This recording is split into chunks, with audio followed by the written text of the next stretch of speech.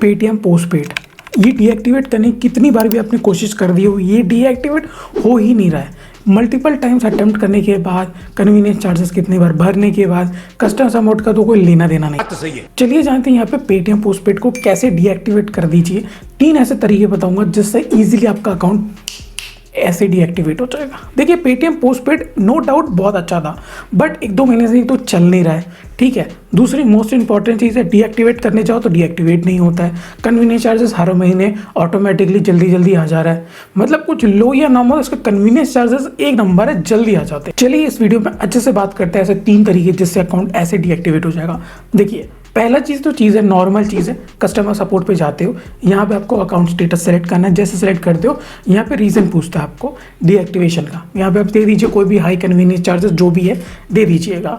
देने के बाद आपको यहाँ पर एकदम सिस्टमैटिक मैसेज मिल जाता है, ब्ला ब्ला ब्ला ब्ला ब्ला ब्ला, ये आ जाता है। अब इसमें आप करोगे तो करोगे क्या। अब यहाँ पर एक सिंपल सी लॉजिक सी चीज़ समझना आपको कि यहाँ पर आपको वेट करना होता है जिस डेट पे भी, यानी कि फर्स्ट एग्जांपल के तौर पे अगर आपने 1, 2, 3 या 7 तारीख का आपको टाइम मिलता है, इसके बीच में आपने अगर अपना ड्यू क्लियर कर दिया है और अगर आपने अप्लाई किया डीएक्टिवेशन के लिए, तो आपको अगले महीने की 8 को यानी 8 डेट को डीएक्टिवेशन मिलेगा। पर अगर आपने 15 तारीख के बाद डीएक्टिवेशन के लिए अप्लाई किया है तो भी आपको 8 के बाद ही मिलेगा। बट अगर आपने यूज़ कर लिया होगा तो आपको नहीं मिलेगा। डीएक्टिवेशन रिक्वेस्ट जो आपने रेज किया है वो कैंसिल हो जाता है। उस केस में क्या करेंगे, आप पकड़ते हैं सीधे कंपनी का कॉलर। अब यहाँ पे आपको 2 लेंडिंग पार्टनर्स मिलते हैं, एक है आदित्य के नाम से और दूसरा होता है SMFG के नाम से। ये 2 आपको मिलते हैं, यही दोनों अभी के टाइम पे पेटीएम पे लेंड कर रहे हैं। अगर कोई दूसरा कंपनी आपको मिल रहा है, फॉर एग्जांपल किसी सेलेक्टेड यूजर को और कोई दूसरा मिल रहा है, आप मुझे कमेंट सेक्शन में बता दीजिए, मैं आपको बता दूंगा करना कैसे है। जैसे कि मैंने अभी आपको बताया 2 आदित्य और SMFG, इन दोनों को मैं आपको एक मेल ID दे रहा हूँ। याद रखना यहाँ पे 4 मेल ID है। अब आपको यहाँ पे मैं 2 मेल ID दिखा रहा हूँ, एक है कंपनी का और एक है पेटीएम का। तो पेटीएम को आप CC में भी रख सकते हो, नहीं तो आप 2 में ही रख के दे लीजिए। सब्जेक्ट याद रखना क्या देना है, उसके बाद आपको नीचे दिखा रहा हूँ मैं कमेंट बॉडी में क्या लिखना है, इसे एग्जैक्टली वैसे ही लिखना है जैसे मैं बता रहा हूँ। आप अपना नाम वाम जो भी है वो चेंज कर सकते हो।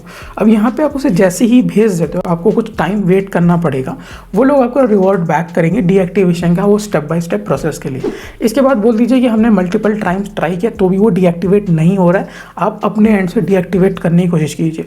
तो वो अपने एंड से आपके रिक्वेस्ट को वो पेटीएम को बताएंगे और पेटीएम आपका जो भी रिक्वेस्ट है उसे वो जल्दी प्रोसेस करेगा।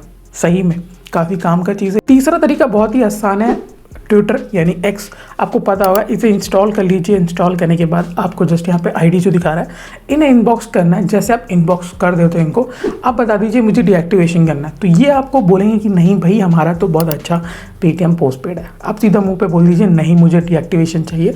उसके बाद ये लोग भी एक रिक्वेस्ट रेस कर देते हैं। अब इन दोनों में फ़र्क क्या है, पहले और तीसरे में? तो पहले में क्या आप इनिशिएट कर रहे हो रिक्वेस्ट, और तीसरे में क्या है बस आपका परमिशन लिया जा रहा है। ये रिक्वेस्ट आपके कस्टमर सपोर्ट जिसने भी आपसे बात किया वो रिक्वेस्ट रेस करेगा। दोनों में बहुत ज़्यादा अंतर होता है, तो तीसरा वाला ज़्यादा काम कर सकता है। पहले वाला तो नॉर्मल है, कैजुअल है, बट कोई मतलब नहीं है, वो काम ही नहीं आता है।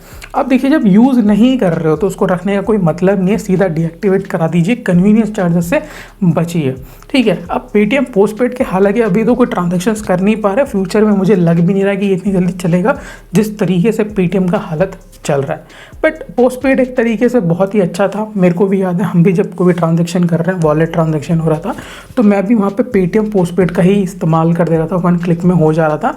और जो भी कन्वीनियंस था 1% या 2% जो भी आ रहा है वो आप कर सकते हो। पेटीएम पोस्टपेड को लेकर मैंने काफ़ी वीडियोस बनाए हैं, जैसे उसकी लिमिट कैसे बढ़ाया जाता है, प्लस हालांकि अब यूजलेस है बट फिर भी मैंने डिस्क्रिप्शन पे आपको दे देता हूँ।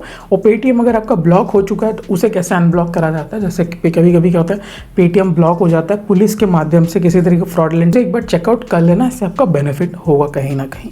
यही तय रखता है। कोई भी आपका डाउट है या कोई भी ओपिनियन या कोई भी फीडबैक देना चाहते हो तो आप नीचे कमेंट में दे दीजिएगा। यहीं तक रखता है। मिलते हैं नए फ्रेश एपिसोड में, तब तक के लिए बाय बाय।